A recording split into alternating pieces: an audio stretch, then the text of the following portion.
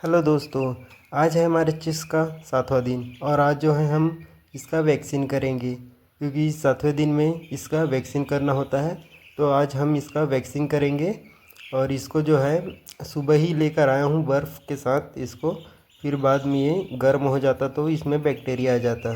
तो इसमें इसको क्या है, मैं आई ड्रॉप को है इसको लाया हूँ। क्या बोलते हैं उसको, पानी में मिलाकर देने वाला बोला था लेकिन वो आई ड्रॉप को दिया है क्योंकि कम चूजे हैं तो आई ड्रॉप सही रहेगा। इसके लिए ज़्यादा खर्च करना पड़ेगा अगर पानी में मिक्स करके देना रहता है तो।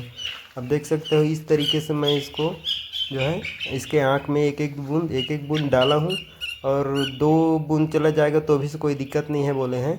तो ठीक है दोस्तों, आज के लिए इतना ही। अधिक और जानकारी के लिए और डेली अपडेट के लिए सब्सक्राइब ज़रूर कर लें। देख सकते हो आप।